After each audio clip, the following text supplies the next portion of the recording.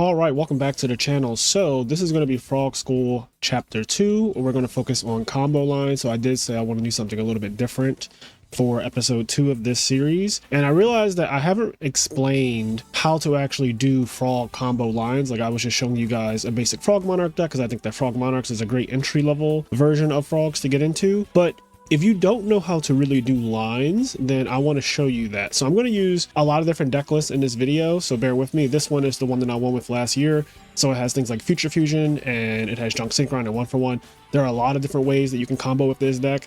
And I know people have played a version of this list or just like different permutations of this list. I am going to go over as many different frog lines as I can think of in this video. Some of them are going to be very basic and most of you probably already know them, but trust me, there are people who have never done any of these combos or don't know anything about how to play the frog engine. And then we're going to do, of course, some advanced ones. But yeah, why don't we just get into it?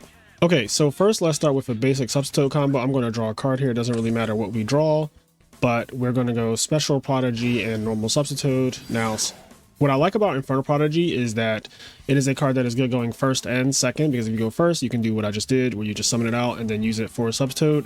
And if you go second, Stratos can search it. And this is really good if you don't have Treeborn access a lot of times, because you can then, follow up with a Caius or substitute play. But for now, we're going first unopposed, right? So our opponent doesn't have a chance to respond. And normally when I do this, I send the Treeborn frog. Look at them, they're right on the top. I send the Treeborn frogs immediately. And it's kind of understood in Edison format at this point that you're using priority if you just put the Treeborns directly in the graveyard as you do your combo.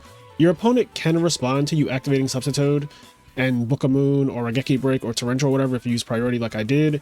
It doesn't benefit them that much to do that though, unless they really don't want you to thin your deck out, because the substitute effect will still resolve after the Torrential or a Geki Break or whatever that they've activated, since that's Chainlink 2, substitute is Chainlink 1. So if they were to like Torrential right here, I can still get Swap Frog and send Treeborn Frog that way. In this case, yeah, I'm just going to send the Treeborns. And now in Hero Frogs, I usually just go for a full-on deck thin out, but I'll show you how I would play this turn one. So I'm going to summon swap, send substitute, right? And then we have another one, so we're going to do the same thing. Summon swap, send substitute. So now we don't have any more substitutes in our deck, which is exactly where you want to be, because there's no benefit to really keeping substitutes in a deck for Hero Frogs in 99% of cases. So yeah, I completely got rid of all of them. Now I do play 1-for-1, so in theory you could be like, oh well, like what if you draw 1-for-1? Well, I'll discard it for a Geki Brick ideally, or I'll just play the game with that card, just stuck there. It's fine. This build also happens to play Battle Fader, so you could 1-for-1 bring out Battle Fader and bounce to your hand with Swap Frog. But anyway, to continue this combo, turn one. So I am going to get a Dupe Frog here.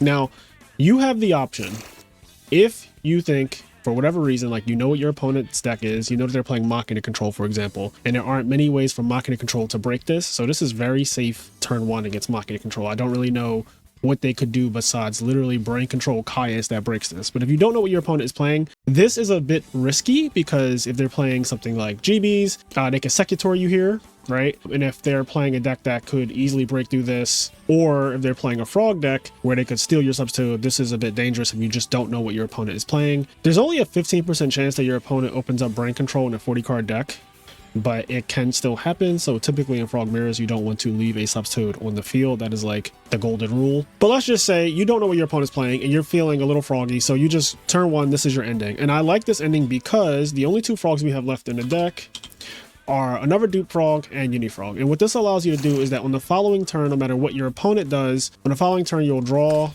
you'll bring back Treeborn, and you have options. If your opponent has a back row, you can obviously go into, so I would get a Dupe Frog out, and then usually I don't really need this guy anymore. I will get the Uni Frog. And this is like really, really good. Now you could do the exact same combo that I did, and you could choose to leave a Swap Frog in the deck, because we do have a Caius. So there's a line where you leave Swap Frog in the deck as well. So like you have the Uni Frog, the Swap Frog, and the Dupe Frog in your deck. And if you know or feel like you're going to end up summoning Caius next turn, you can then go into Swap Frog right here and bounce it in main phase 2 after you attack with everything. And that's really strong. It allows you to reuse a Monarch. This is a very powerful opening, and it doesn't get threatened by many things. Like I said, it usually takes a Brain Control Caius to break it. And honestly, if your opponent uses Brain Control Caius turn 1, those are 2 cards that you don't really have to worry about for the rest of the game, at least in combination anyway. So yeah, that's a very easy turn 1. I'm going first unopposed, and I open up a way to summon Substitute and another monster so I can do full combo. Okay, so let's say in this scenario, we are going against a T-set, right? This is one of the most basic things that happens in duels. Your opponent will T-set, Mind Control, Value Turbo, decks like that will do this turn 1, and even in the middle of a game, you'll just face T-sets. And you have this similar hand where you can just special summon Prodigy, normal summon Toad. One of the options you have, and as always, don't forget, we're just going to get the Treeborns, priority both of these. And then typically here, when I summon the Swap Frog, I typically ask my opponent any response to swap effect to send. They'll say no. And then you send the Substitute, do the same thing again. Now this build does only play 2 swaps, so keep that in mind. A lot of Hero Frog decks do play 3 swaps. If you play 3 swaps, you can just choose to leave it in the deck if you want, if you think you're going to be bouncing a Monarch. Or you can thin it out all the same and get your deck down to just like good cards, right? In this scenario, I specifically want to end on Dupe Frog and Uni Frog because they have a back row. So I'm going to get rid of this, I'm going to summon this, and then I'm going to tribute this for a Uni Frog. There are no more frogs in my deck, and you can confirm this by just searching, right? No more frogs in my deck, so my deck is just like broken cards, right? And you can go to battle phase, and you can attack directly, and then your opponent will take some damage. Let's declare Uni Frog's effect. We're going to pop this back row. And it is a bottomless. Now this is really strong against things like bottomless trap hole. I even like it against Mirror Force because they put this guy in the graveyard. He's not banished by deep prison in that case. So yeah, this is some basic play that you do a lot of times in games 2 and 3. This is really good as well because pulling the rug comes in, and so if your opponent sets pulling the rug turn 1, this entire Infernal Prodigy plus Substitute play completely plays around pulling the rug, and it pops it, so that way it clears the way for this Monarch or the Stratos. So that's really, really strong. I mean, this is just like a basic line, and it's good because you have defense here too. They have to attack this Dupe Frog. So if they can't beat the Dupe Frog, then they can't get to your Uni Frog, which means they probably won't set back row. Also, if you want to insulate this even more, you could set a trap card behind it just to make it that much harder for your opponent to even play the game. And in this case, you actually have a decent discard target because you could discard the MST since you already have this guy that is acting as a walking MST.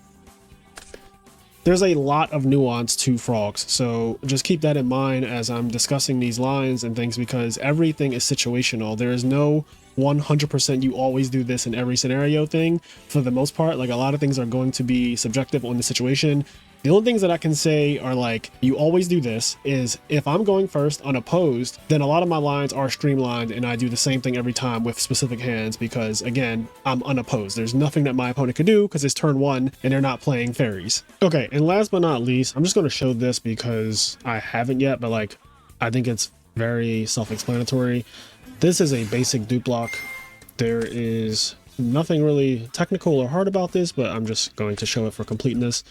So same thing, you're always sending your substitutes, and other one, here we go. And in this case, let's say I'm just like full Dupe Locking, like I don't want to draw a Uni Frog or something, right? So I'm just going to do this. This is a full Dupe Lock. Now, we can talk about a full Dupe Lock and why you want to do it. So the reason why you want to do a full Dupe Lock is because you believe that your opponent could easily break a Dupe Frog and Substitute by itself. And if they do that, it's kind of bad to just have a Substitute in attack mode. You're going to take some damage and you're not going to gain any advantage.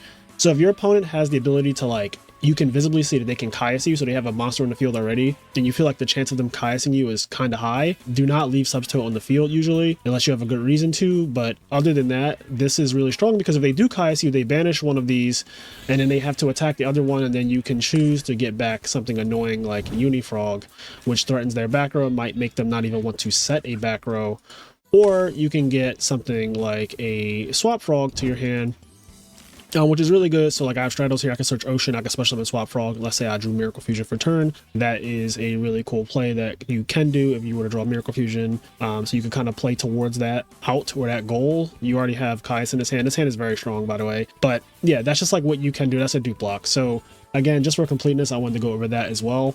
Another basic line that I like to do when I'm opening up a game is if I have Stratos and Swap Frog in my hand, you'll usually want to get your full engine online turn 1 when, again, you're unopposed. So your opponent can't really respond to this and you want to search out Ocean.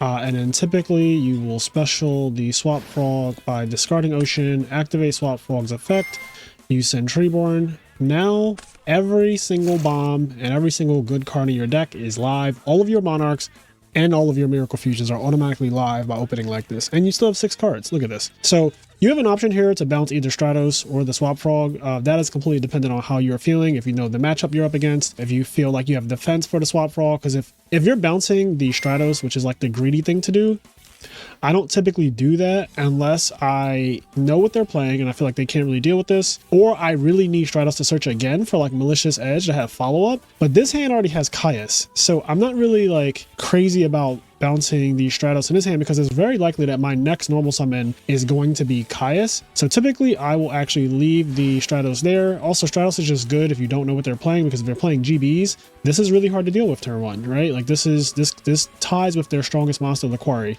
So they have to use more than one card to get rid of it, which I prefer. And yeah, there's just a chance that if you're playing GB, Stratos is really good. Also, like even Vayu has Armageddon Knight and Grepher, which do not beat this by themselves, but they all beat Swap Frog. Pretty much everything beats Swap Frog. So I like to open up with this play and then just like bounce the Swap Frog. I think it's fine. And then on the following turn, you'll draw a card and you'll bring back your Treeborn. And then you can tribute for Caius. And this is like 4,200 damage, which is an incredible amount of damage for your opponent to take off the very first battle phase. So very strong follow-up. And then you also have Miracle Fusion still. Like this is kind of insane. But yeah, this is a basic opening and it just gets all of your deck online for the rest of the game. So you don't have to really worry about bricking on Monarchs or Miracle Fusions or anything. You just get this out the way. And the rest of the game is just like whatever you draw is usually going to be playable.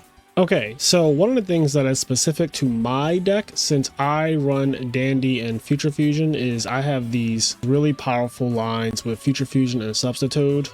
So for example, here you could show your opponent Elemental Hero Gaia, right? So we're going to do that. And we're going to send Dandelion. And you have your choice between sending Ocean or Alias or Stratos. I think in most cases, I don't really care about Ocean that much. So I'm just going to send Ocean here. And you be mindful, Gaia requires you to send an elemental hero. You cannot send Infernal Prodigy or Malicious Edge for Gaia unless you're sending the Malicious Edge as the Earth component, but you can't send Prodigy for any part of it. Just keep that in mind. So this will give you 2 tokens, right? And very basically, you can go, right? Like I said, I always just get rid of these guys first with priority. And if I'm going first, there's no response that my opponent could even have. So like this is just all happening. We're going to send this away. And I'm just going to do the same thing over here. We're going to send this away. So now our deck is just, we have some Dupe Frogs and we have a Uni Frog. I typically like to get down to this point. Again, you could choose to leave a swap in the deck if you wanted to, but I do like ending on this kind of field.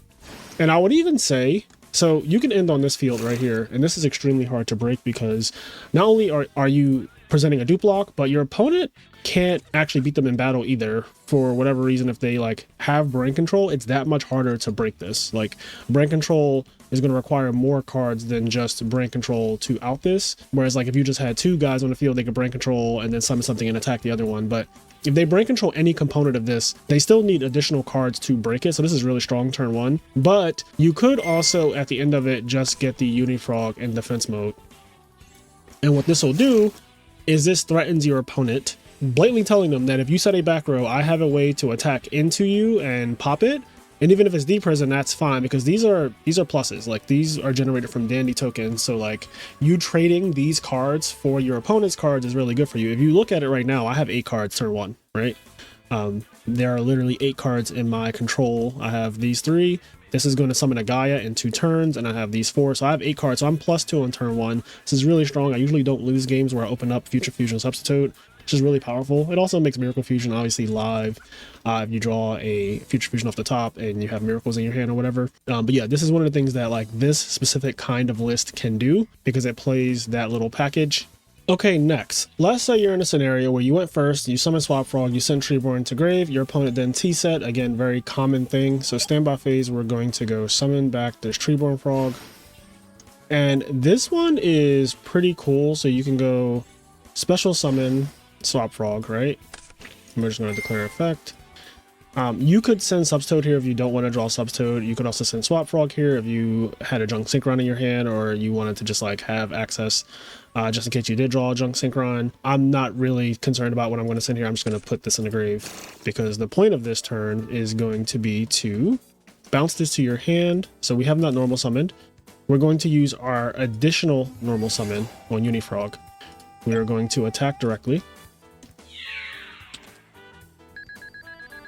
And then we're going to declare the effect of Unifrog to pop this back row. And since we have not normal summoned yet, which is so broken about this, we can do this.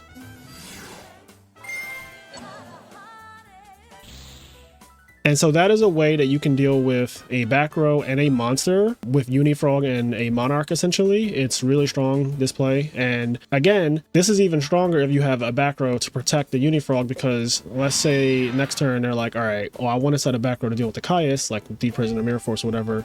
But then it's awkward because if they swing into it and you do something like this, you know, you could really screw them over and now they still can't set back row, or they could if they want to, but it's really awkward if it's guaranteed to get popped anyway. So like just a lot of different ways to think about how to push through back row with this deck. Unifrog can do a lot of tricks. Swap Frog, additional normal summon is really strong. You just kind of want to keep that in mind. Okay, so this is one of my personal favorites. It's Junk Synchron plus 1/1 plus any monster that Junk Synchron can revive. Just keep that in mind. It needs to be a monster that Junk Synchron can revive. So you simply start out by playing 1/1, discarding Battle Fader. You will get your Subtoad in defense. And then you normal summon Junk Synchron. You bring back Battle Fader. This could be, again, anything. It could be Treeborn Frog, it could be Subtoad, it could be Swap Frog, Unifrog, Dupe Frog, you get it. So you want to activate the effect, tribute this guy, and you want to do your Treeborn Frogs. As always, this is like the first thing I prioritize. Typically, there are some cases where you might want to go like, you know, special swap and priority bounce Junk Synchron, but I think turn one, there's no reason to be doing that. You can just combo off seamlessly. So here, as always, I'm going to send with his effect on summon, and then, now this is optional, but a lot of times it makes sense to do this. You want to then bounce this back to your hand. And now you have this to reuse on the following turn. We're going to continue the combo by tributing this Swap Frog. We're going to get the other Swap Frog. We're going to send the other Subtoad. And then we're going to end on a Sublock. So this is the Sublock. This is a really powerful opening. If you noticed, we still have 6 cards. We started with 6 cards and we discarded 1/1, but Junk Synchron is a +1 when he summons and he resurrects a guy. So we still end up having 6 cards at the end of the turn with a thinned out deck. Our deck has 27 cards in it right now. We have a lot of follow-up next turn because we have this Caius, we have this Junk Synchron, so we have options. Your opponent is aware of the Junk Synchron. They might not be aware that you also have a Monarch. So like they might be playing in a way to affect Junk Synchron and not necessarily to get Caius'd. And on top of that, your follow-up next turn can be bring back Treeborn Frog, go into Unifrog, and then main phase 2, you can like summon this guy, bring this back. This can also bounce this back to your hand, and then you just keep gaining advantage throughout the course of the game by doing this as early as turn 1. It is a very, very strong opening, and I do recommend that if you do open up 1/1 and Junk Synchron and a monster that Junk Synchron can revive, that you do this every time. This is one of my, like, I'm always doing this, and my win rate when I do this is like one of the highest win rates that this deck has when you open this type of hand. It is really, really, really strong. Okay, another opening that is really strong is Stratos in 1/1. So you can do this. Let's see, get Stratos. So we're just going to summon Stratos. And whenever I'm going to do this play, I always get this guy. The reason I always get this guy is because I need something to discard for my 1/1. And once you have Treeborn access, this guy is not good anymore, usually. Like, you're not going to need to use his effect throughout this entire duel. So it's good to just get it out of your deck and put it in the graveyard where it can be used for Miracle Fusion later. So yeah, I'm going to 1-for-1 and pitch it. And as always, we're just going to get a Substitute in defense mode, and we're going to do full combo, you know, tributing this and doing Treeborns. Swap, send Toad, swap, send Toad. You're going to see the same thing a lot. So it's the same exact thing, right? Over and over again. Now I'll say this. This hand has a Battle Fader in it, and I'm going to be honest, if I'm going first and I open up like Stratos 1-for-1, I probably don't really need this Battle Fader. So there's an argument to be made that you could have pitched the Battle Fader, right? And so that would have been in the graveyard. And instead of searching this Infernal Prodigy, you could instead search Malicious Edge, which is something that I would strongly consider if you don't have pressure or follow-up. Like, I have a Caius in this hand. I've had a Caius in pretty much all of these hands, or like a Monarch in general. But sometimes you don't open up a Monarch for some of the games, and yeah, you want to search pressure. This guy is great pressure, so you can search this instead, and then 1-for-1 pitch the Battle Fader in that hand. And like, now you have follow-up where you can go into Unifrog, you can go into this guy. But yeah, just an option to consider. You have so many different lines you can do. But the basic idea is that you also end on 6 cards here, just like the Junk Synchron play. So if you notice, we did play 1-for-1, which is a -1, but because Stratos is a +1, they cancel each other out, and you still have 6, which is great. You're not losing any card advantage. And in fact, on the following turn, when you draw for a turn, you're going to draw. Oh my God.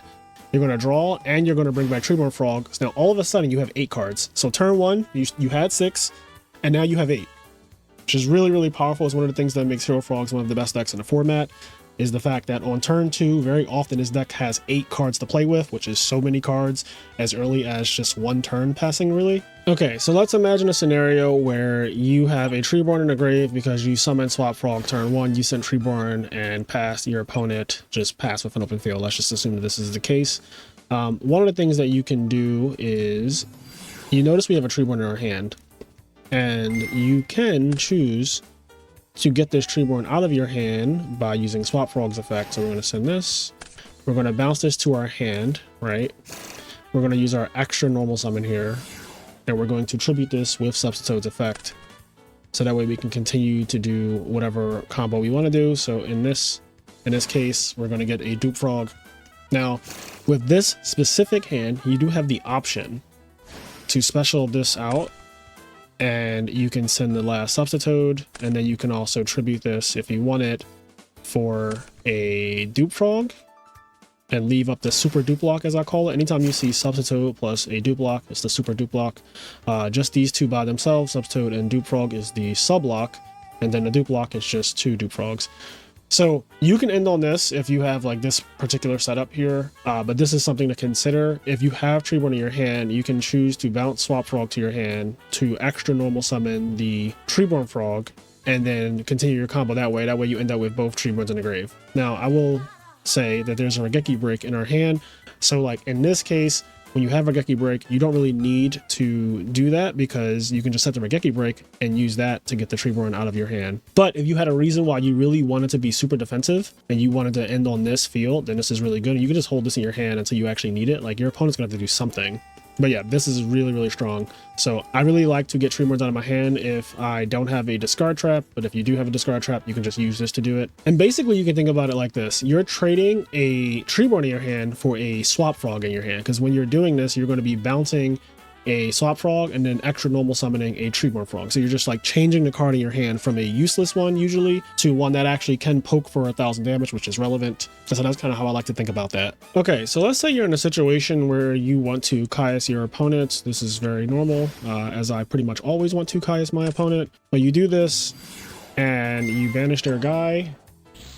Now let's also say that nothing happens to the Caius in the scenario. Like, whatever, you feel like your opponent has a Deep Prison back there, or a Mirror Force, or some kind of battle trap, because the summon went through, you banished, and they did not chain Bottomless Trap Hole. So you're like, okay, well now I feel like you definitely have a battle trap, because if the summon didn't get stopped, then the attack probably will.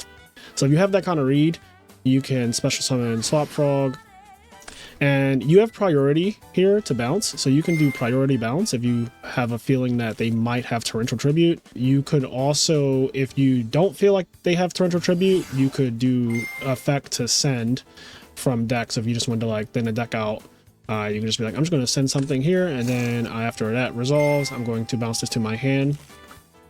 And then you could set something like Mirror Force, although I will say it is awkward to set Mirror Force here because if they summon a monster and they attack you, you're probably going to have to Mirror Force it, because if you don't, your Treeborn Frog is locked. So just kind of keep that thing in mind. If they attack this with like something like an Armageddonite or a Gear Frame, it's going to be awkward if you let the attack go through, because now you still have a Mirror Force and you can't bring back Treeborn Frog to use the Caius. So in this scenario, if you're healthy in life, I actually recommend that you kind of just pass like this. It really depends on the situation, of course, but like, unless you think you're going to die, leaving a Swap Frog in attack mode, this is really strong. And your opponent does know that you have a Caius in hand, but like, if they summon a monster and attack it, they're accepting that they're about to get Caius. And these two back rows clearly do not stop a Caius already, because you've already done a Caius to their monster on the prior turn. So this is like a really cool little thing that you can do, and just kind of think about the game from that perspective when you're playing. But bouncing Caius is one of the cornerstones of Frog decks. Makes them very powerful, the fact that they can reuse the same monster over and over. And yeah, sure, special summoning this is a minus, but Caius is a plus if you're tributing Treeborn Frog for it. So it kind of just balances out and it applies pressure. Banishing monsters is typically a very good thing in Edison format. So okay, so let's say you're in a scenario where your opponent just has a lot of monsters on the field and you have basically none, which is a common thing that Frog players face. You can summon Swap Frog, and let's say we have Torrential set, so this is going to be a really cool play. But you summon Swap Frog and you have priority to bounce. So this is on summon, I'm using priority to bounce, and then you can chain Torrential Tribute to the effect of Swap Frog to bounce itself, and now your opponent loses all their monsters. This is something that I've used many times. It is very powerful. Just something to keep in your back pocket in case your opponent, for whatever reason, will not trigger the Torrential Tribute themselves. They're like playing in a way where they feel like you might have Torrential, so they're just attacking with what they have on the field. Or they have like a Fossil Dino or something, and you have a Torrential Tribute in your hand, and you can set it for one turn. You'll take some damage on the following turn if they don't summon another monster, because if they summon another monster, obviously you'll just Torrential.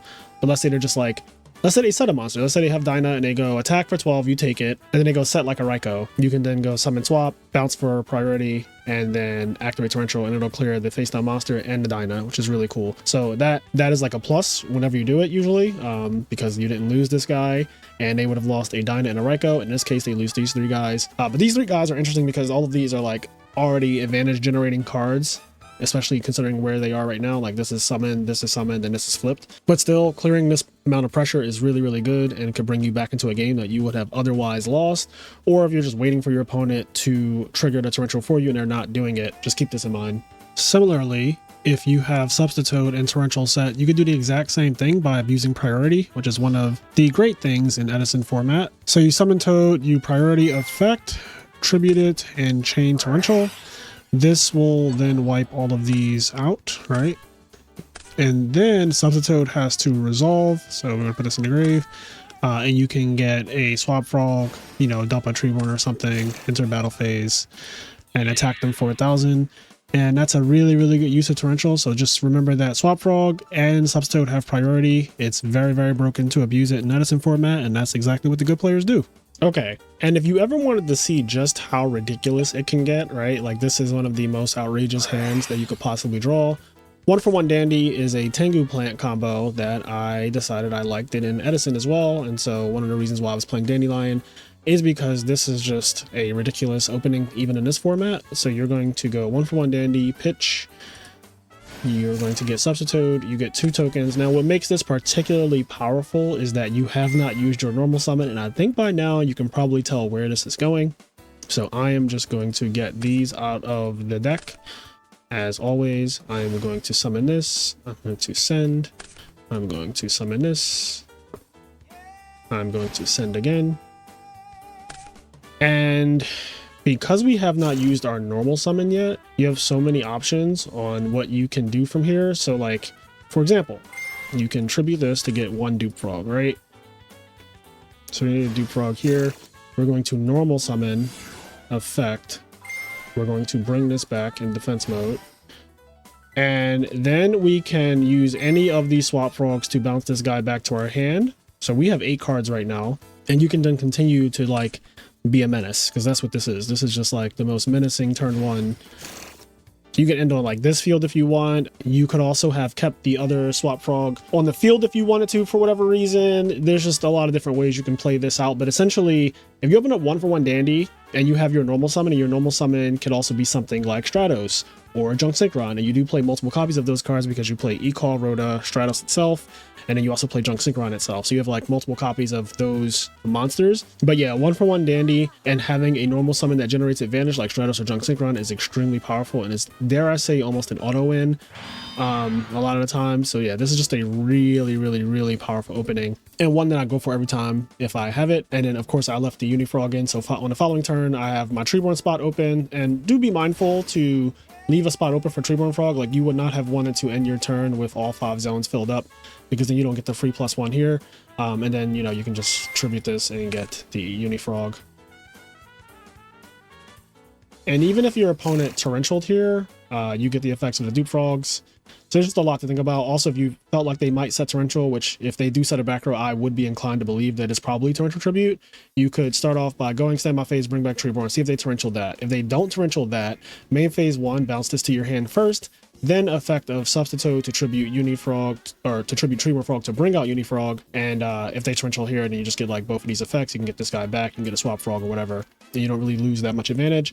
And your opponent is down to Torrential Tribute for the rest of the game. Okay, so next up we're going to work on some Dream Frog lines, and for the most part these are similar to the ones that I just showed you with Hero Frogs, except this deck can do synchro combos with Fishborg, and it can kind of extend, and it can do Colossal Armory Arm. So I played this deck back in Deck Devastator 7 last year, and let's assume that we already have Fishborg Engrave, right? If you have Fishborg Engrave and your opponent has a monster in attack mode like this, if you wanted to Colossal Armory Arm them, you need 6 cards in this type of deck. To do it, one of them has to be the Death Frog that is still in your deck, so that Substitute can fetch it. But basically, to do this, you want to start off by going here. Let's get a Death Frog. We're going to pitch a card. It doesn't really matter what you pitch. We're going to bring this back. And then we're going to turn this into a level 2. So this could be any level 2. I'm just going to get this one here. We're going to pitch another card. Again, it doesn't really matter what you pitch. We're going to summon this. Let's turn these into a Colossal Fighter. Right? Now we just need to make an Armory Arm, which is really simple. So you want to do this, bring back your Fishborg Blaster. And then you have different ways that you can go about this. You could tribute this so we can get this guy. So right now we have 3, discard a card, bring back Fishborg, and these will become our Armory Arm. Again, this requires 6 cards to do. So as you saw, we had 6 cards and we did justice. So very simple. Whenever you have 6 cards and Fishborg is already in the graveyard, you can just OTK your opponent. I will say that Salvage counts as 2 cards and Pot of Avarice counts as 2 cards, so you just keep that in mind, that those cards are +1s, so they kind of contribute to making it a little bit easier to do. So if you have 5 cards but one of them is Salvage, that technically is 6. Same thing if you have 5 cards and one of them is Pot of Avarice, that technically is 6 as well. And I also want to make a little caveat here that if Fishborg is in your hand and not in your graveyard, then you will need to get it into the graveyard by usually special summoning Swap Frog and discarding it to the graveyard. So you want to keep that factored in as well. But once the Fishborg is in the grave and you have a total of 6 cards to use, you can Colossal Armory Arm your opponent. Okay, so another thing that you can do with Dream Frogs is you can go into Goyo Guardian very easily. So it's very similar. We're going to go back to standby phase and assume that we have Treeborn access. We're going to bring back our Treeborn. We are going to simply go here, tribute this for Death Frog. So this is if you have Death Frog in your deck. This is obviously made a lot easier. You can play this and like add back this and this. We are going to pitch, summon this back. This now makes Goyo Guardian. And you can continue to like be ridiculous and summon this out and then tribute it. So if you want to like do a bit more damage, you can go to battle phase, attack over the Caius and steal it. So we're going to declare the effect, move this here, and in main phase 2 you can now Dupe Lock your opponent. If you do not want their monster for whatever reason, let's say this will be their 4th dark, so you want to put this in the graveyard for them. That way they have 4 darks or something. You can like continue your combo this way. Also, let's just assume that like we're playing with a pulse, so we got these cards out of the deck.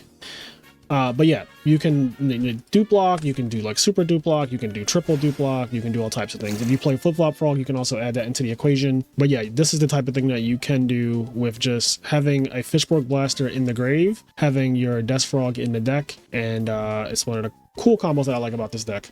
So let's say that you're in the exact same kind of scenario where you want to summon a big synchro monster. Let's think Goyo Guardian again, and your Death Frog is actually in the graveyard this time. So you do have Treeborn access, you have access to Fishborg Blaster, so you can go bring back Treeborn on the standby phase, summon this out here. We're going to tribute this. We're going to summon out a good old Dupe Frog. And the cards in your hand don't matter, so that's just pretend that they're blank cards, right? Because otherwise this might not make much sense. So you can, there's multiple ways you can do this. So you can do it this way, where you keep Substitute and you go summon swap, swap effect to send this Dupe Frog, which will then add back this to your hand, right?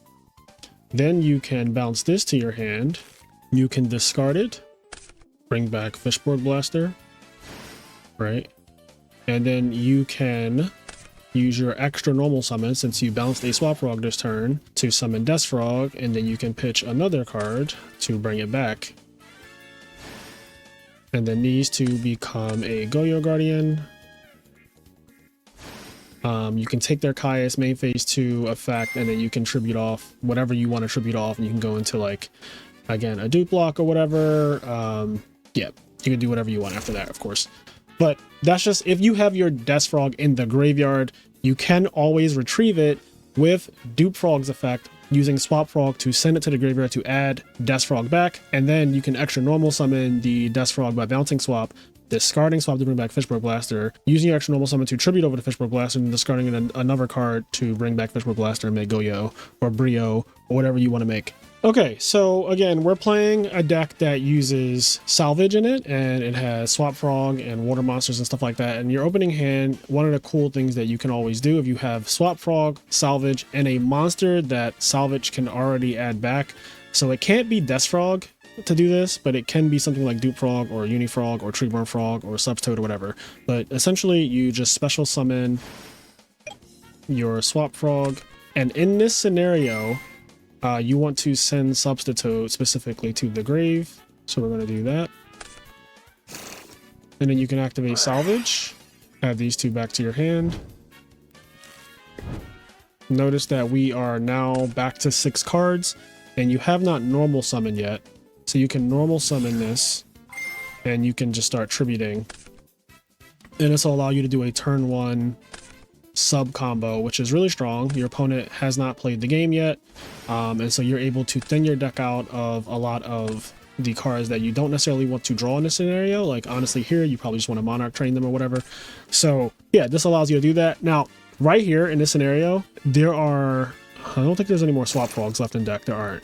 You have the option, if you have this frog in your hand that you salvage back or whatever, you could choose to bounce this to your hand if you value having the Swap Frog in your hand more, which I kind of do. And then you can extra normal summon this and then just tribute this to continue your combo. Let's just say we'll end on the Death Frog here. Or I should say the Dupe Frog. So this is a sub-block.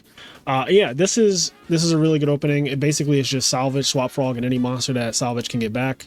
Very simple to see that line, and it's one that I go for going first if I have Salvage in my hand very often, because I like doing it before my opponent can do anything. It also, in a weird way, like it kind of plays around DDV, because you can remove most of your DDV targets from your deck and dump them in the graveyard. So that way, if they do DDV you, it'll only hit the things that you have like on the field. And if there are Dupe Frogs involved and they didn't miss timing, then you'll get that advantage. But even if they do miss timing, at least your draws won't be affected. Your draws will be like Monarchs and Avarices and Salvage and stuff like that, which, you know, could help you to win the game. I guess Avarice is a little weird because Avarice will let them see what you return. And if you've returned DDV targets, then obviously they get hit by DDV if you draw them. But Salvage is insane against DDV.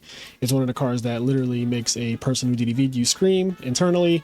Just stare at their face when you reveal your hand and show that you have Salvage in it. It's just like, oh god. Yeah.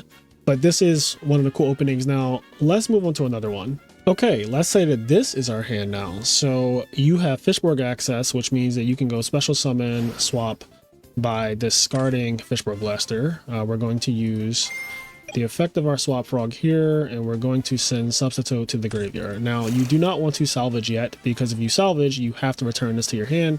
What you want to do instead is discard a water monster that salvage can add back. And so you're going to summon a Fishborg Blaster here. Now you want to salvage. Add these two to your hand. You have not normal summoned yet. You can normal summon. And this allows you to go wide, as I call it. So going wide just literally means you're able to... First, we're just going to do the easy part, right? Let's do this. Let's do this. Okay. So going wide means that I am going to have a Dupe Lock and a Substitute on the field at the end of my turn. So I can like do this. I can do this. And you can end on something like this, and on the next turn, if you want to, you can be annoying and bring out another Dupe Frog, or you can bring out a Des Frog. If you're feeling particularly like you just want to have some offense turn one, if in case you get DDV'd, you can end on this. And if you did this, I would have tributed one of these to get this out of my deck, because I do not want to just have a random Dupe Frog in my deck. So like you would just say, I'm sending a Dupe Frog and these will stay on the field. You tribute to Substitute, leave this guy up. So that way, even if you get deck heavy, you have something. Also, this is awkward for your opponent to do things like summon Armageddonite or a Trooper or anything, because they can attack it and it's going to beat over whatever they summon. If it's Stratos, if it's Card Trooper, if it's anything, Gale, Armageddonite, whatever. Like most normal summons are just going to get beat by a Des Frog. So unless they're summoning Sirocco, this is a really strong field to end on. And if they don't have DDV, then they're kind of screwed, because this advantage is just going to steamroll. And then in this weird scenario, you also have a Unifrog that they know about. So like setting back row is awkward for them. They don't know you have a Caius. You kind of get the idea. Basically, if you open up Fishborg Blaster access, any way to get it into the graveyard and Substitute, you can just like use it to make your field wide on turn one. And it's like a really strong opening. Okay, so in this scenario, you have 2 +1s in your hand, and it's turn one, so your opponent hasn't played the game yet. You can do a lot of different things in terms of how you want to parlay this advantage into more advantage. With this hand, because it's so froggy, I definitely will want to kind of condense it. So why don't we special summon Swap Frog and send Substitute? We already have Substitute access, so there's no need to like play Salvage or anything. And yeah, we can just tribute off our guy. I'm going to get rid of one of these. I added Flip-Flop Frog into the deck as well, so that some of the lines can start to include that, because when I played this deck, I was not playing that card, but you absolutely can. And I kind of recommend it. I think the card is really good in Dream Frogs, because it's just like another way to pressure your opponent with the Frog engine. And this deck does focus more on the Frog engine, since it doesn't have like heroes to fall back on. It does have Monarchs, but Flip-Flop is just insane, especially in a format where we have more like Gigavice being good and all that stuff. But okay, so we're just going to continue to combo off. So I don't have access to Fishborg Blaster in his hand, so I'm going to get rid of the Des Frog, because there's no reason to really keep it in deck. And honestly, if I'm being completely honest, I'm going to go like really hard and just kind of get all of the frogs out of the deck except this one. We're going to put this here because we have Pot Avarice. So basically what I'm doing is I'm saying I'm going to return the frogs to the deck anyway. So like I'll return this, I'll put this back, I'll put this guy back in case I want him later, this, and let's do this as well. I'm leaving Flip-Flop Frog and a Swap Frog in grave, as well as Substitutes, because I have Salvage. And Flip-Flop Frog in the graveyard is actually pretty decent, because Salvage allows you to add it back to your hand, and if you bounce a Swap Frog to your hand, you can extra normal summon it. But in this case, I'm just going to pot, I'm going to draw 2. Okay. Some decent, some not. Like, I do not really care to draw a Des Frog right here, obviously. But you could just choose to end right here. You do not have to do more, and I think it's totally fine. Now, if you want to, you could say, okay, I want extra protection. That way I don't get like blown out or whatever. by simple combos. So you can go here. And honestly, I really like the idea of going Salvage, add this, and add this. That way you can go extra normal summon by bouncing this to your hand. You put this back on the field. Boom. And we're going to set that, and then we can declare effect with this thing. And we can go full Dupe Lock here. And on the following turn, we have follow up. So we can still summon Substone next turn, and we have a Dupe Frog and a Uni Frog as additional pressure if we needed it. Right now we have like flip-flop, double dupe. And there's, again, so many different ways that you could play this hand. As you notice, we still do have 6 cards. So like, yes, we did go through a Pot Avarice and a Salvage. Unfortunately, we did draw a Death Frog, but whatever, it happens. But yeah, your opening is like extremely strong. You have follow-up. You did draw into a Monarch because your initial hand was just like a bunch of frogs, which by themselves are fine for the beginning of a game, but after a point you do want to have pressure. The sooner the better, obviously. So yeah, drawing into that Kai's I think was totally worth that. And also, again, you could play this hand super patient. You could just open up, substitute a Dupe Frog, pass, and on the following turn you can get back Treeborn Frog and start to gain advantage that way. Okay, and finally here, one of the things that I wanted to kind of mention is you can do cool stuff like this. So you have Treeborn access and you're bringing back your main guy. This is really simple, but you know, Kai's them, right? Banish their monster. And then you can special summon out a Swap Frog. You can dump if you want to, attack, and then you bounce this guy to your hand. You know, extra normal summon your flip-flop. You set this, and now you have like this really awkward feel for your opponent, because if they want to kill any of these monsters, they have to summon into them. A lot of people will do this thing where they summon a monster and attack your face down flip-flop frog. You don't have to bounce. And it's actually extremely awkward if they attack it with just one monster, because I'm not bouncing. You used your battle phase to attack this flip-flop frog, and you're leaving a Kai'sable monster on the field for me. And a Swap Frog that can bounce the Kai'S subsequently. So like, this is a catch-22 type of hand where if they fall for the trap of, oh, I'm going to attack flip-flop and he's going to bounce my monster back and then I'll be safe from Kai'S, this guy is optional. You do not have to bounce anything. So you can just choose to be like, no effect. And now they're just stuck with whatever they summoned on the field to attack into it and pass. And then you're just like, all right, I'm just going to Kai'S you. And if the Kai'S doesn't get bottomless, you also have the option to bounce it to your hand since they didn't attack this. Just like one of those little mind game things that can happen during a duel. Frogs are very tricky, especially to people who are not really used to playing against them. And the more layers you add to your gameplay, the harder it is for your opponent to calculate exactly what angle you're coming from. I think I'm going to save the Frog OTK lines for a completely separate video because this one is already long enough. And those lines are the most complex out of any Frog lines that we've gone over so far. I mean, literally, you are taking sometimes 10 minutes, but you are ending the game usually on those turns. But they are very, very complicated, and I think that they deserve their entire video to themselves. So I will just wait on that. We're just going to cover like Hero Frogs and Dream Frogs, which basically covers every non-Frog OTK line that I can think about that you would reasonably use. If I missed something, please put it in the comments, but like for the most part, I think that this has been a very thorough Frog combo line guide. I know a lot of people ask for this thing all the time, so now Edison officially will have videos where it is just Frog lines. Like if that's what you need, if that's what you want to strengthen, if that's what you want to understand, you can just watch this video multiple times and you can see different ways to combo off with the Frog deck. If this video brought any value to you whatsoever, please give it a like, comment, subscribe, all that good stuff, and I'll catch you guys in the next one. Peace.